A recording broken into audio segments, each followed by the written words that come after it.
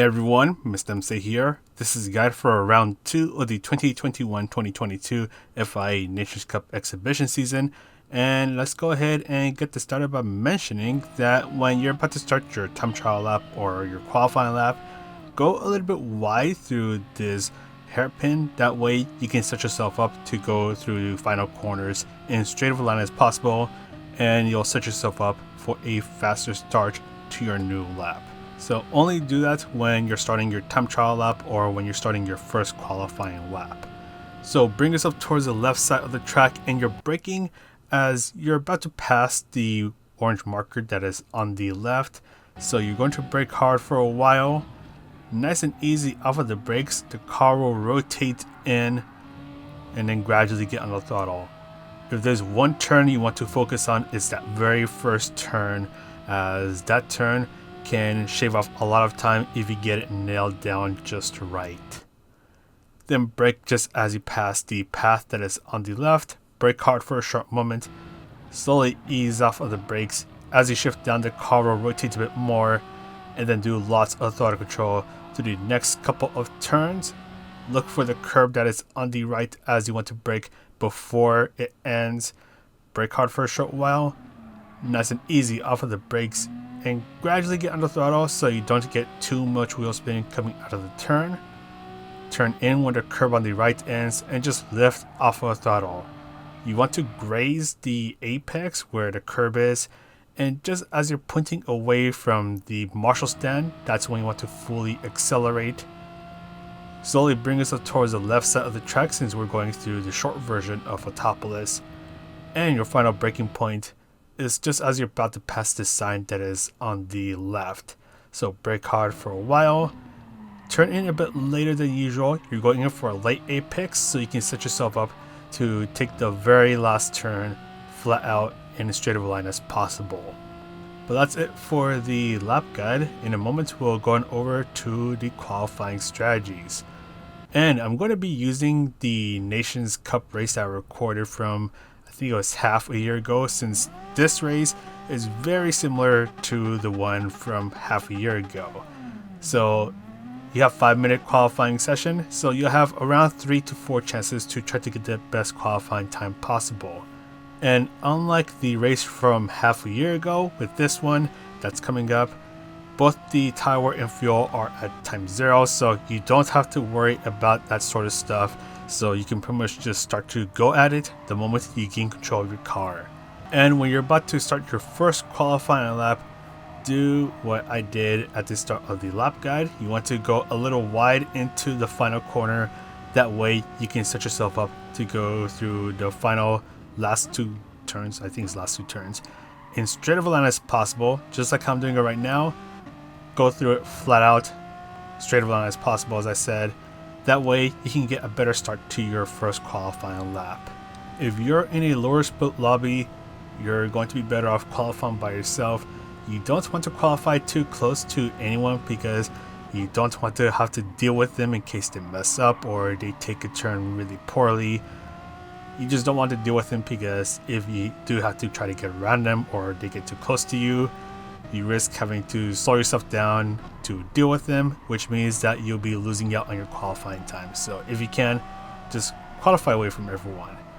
In higher split lobbies, Slipstream, double-edged sword here.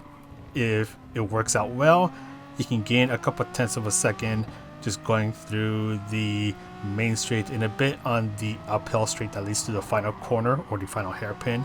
But once again, double-edged sword, because if the car in front of you messes up, then you're going to have to deal with them. They got too close to you, so you do risk getting your qualifying lap ruined like that. And let's say that you got a qualifying lap in and you're too close to the car in front of you, so you want to be alone, or you just mess up. What you can do is you can press options, exit, and in the FIA race day you press qualifying and lobbies. If you're practicing there, you press enter course. That way you can just spawn back in and you can just go out and do another out lap. So you can take the opportunity to try to set yourself up so you don't have to deal with anyone, or in case if you messed up, you can just get yourself back out there.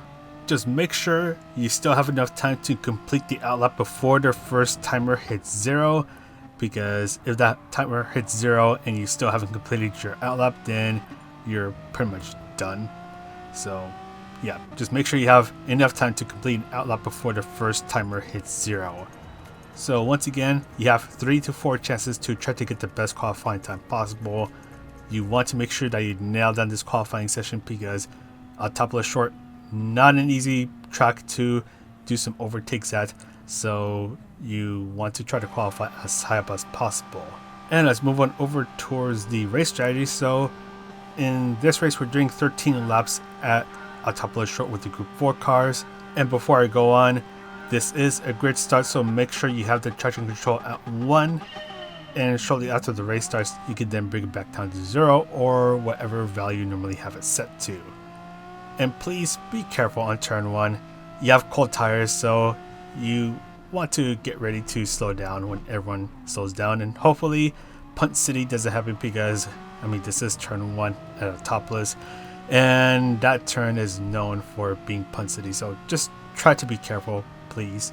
But anyways, so we're doing 13 laps at Autopolis short with the Group 4 cars. Fuel is a ×5, so fuel is actually not an issue because this is a very short track. And the tire wear this time is a ×3, so tire wear is less of an issue than what it was in this race that you're seeing right now.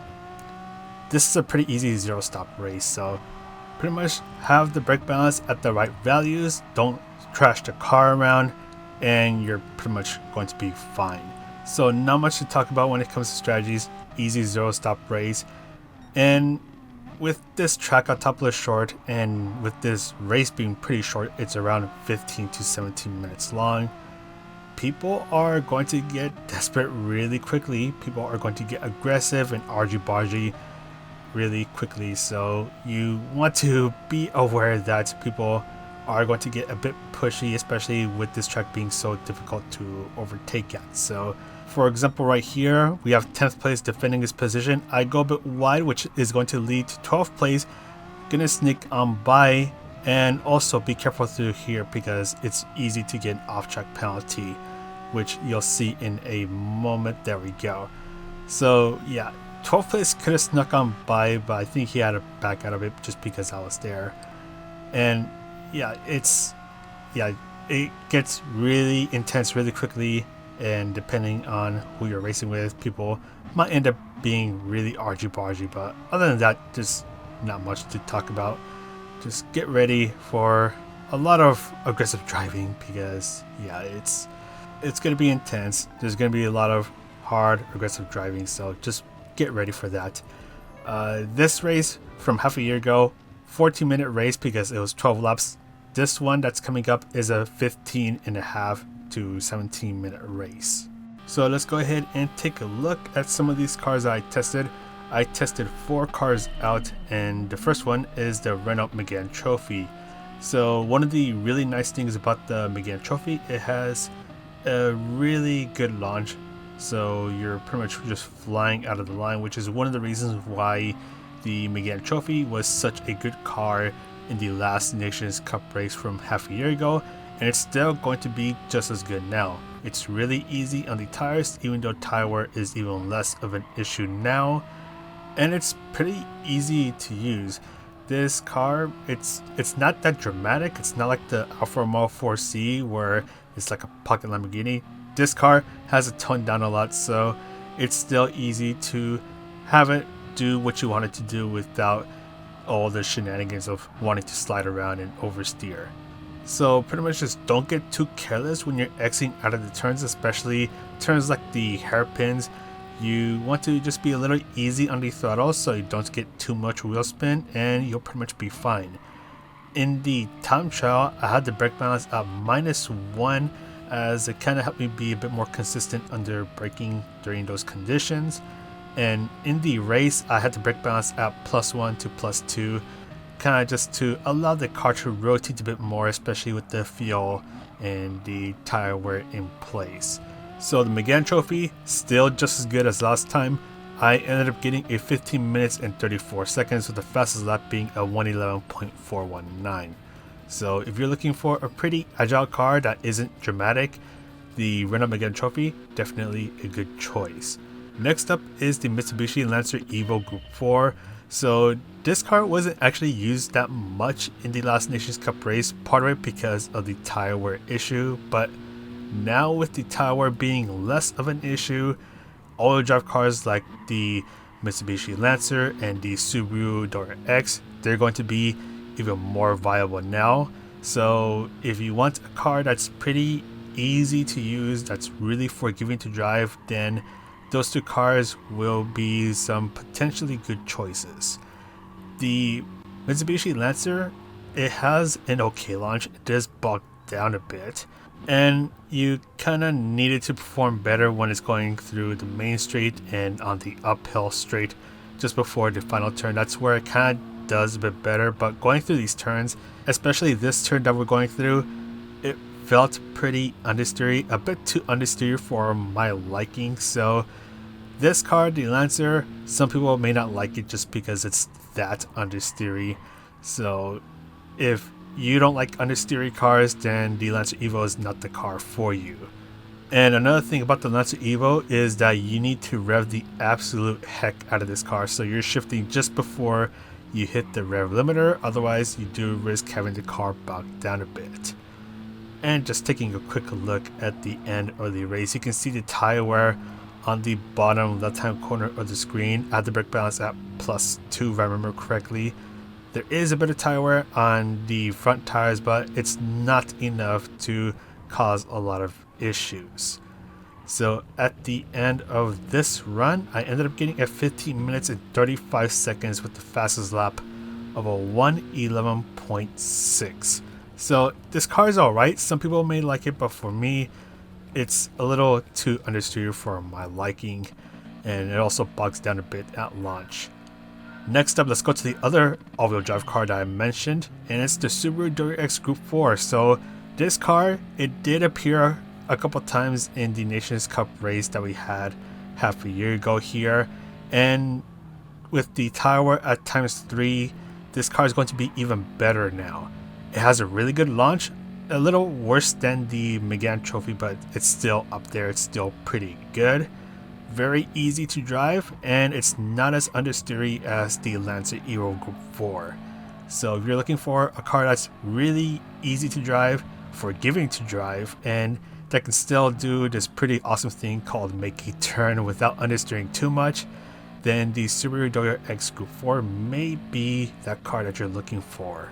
You still want the brake balance towards the back of the car because this car, once again, is kind of understeery at times, and the front tires wear out faster, so brake balance at +2 or 2 to the rear should do the trick.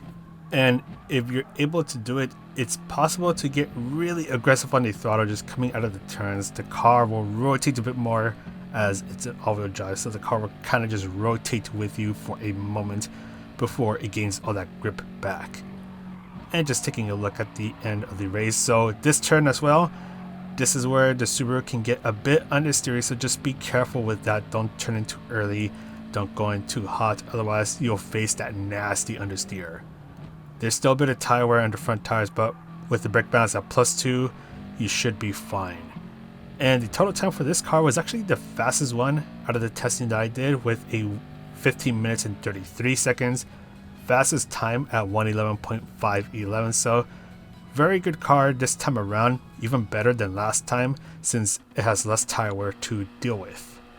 And last but not least, we'll be taking a look at the Alfa Romeo 4C. It has an alright launch. It does kind of bog down a bit, not as much as the Lancer. And I have the brake balance at -2, so 2 to the front, because the rear tires actually wear out faster than the front tires on this car. And when you're going through these turns, just use a little bit of throttle to try to keep the car nice and stable, because the rear of the car likes to whip out a lot. So if you know the Lamborghini Huracan GT3, if you know how it drives, the rear of the end likes to whip out a lot, and basically the Alfa Romeo 4C likes to do that as well. So the 4C is pretty much just like the Huracan, except this car is smaller, cuter, and it's still just as deadly. So this car does require a bit of skill to get the most out of it and to keep it under control all times, because if you get a little too careless with it, or if you don't know how to drive it just right, then this car will just start to whip around, it'll slide around, and it'll just make you want to cry to sleep. So if oversteering cars are not your thing, if you don't know how to control these kind of cars, then don't use the Alfa Romeo 4C. But if you do know how to use this car and know how to make the most out of it, especially with this oversteering nature, then this car may be the car that you want to use for this race.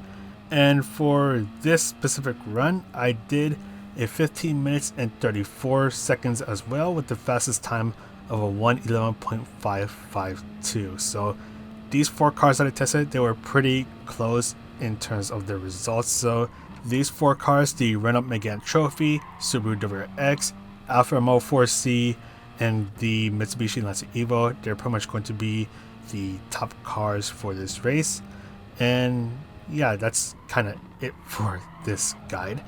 If you were to ask me which cars to suggest, I'd say Megane Trophy, all around good car, that's my top choice.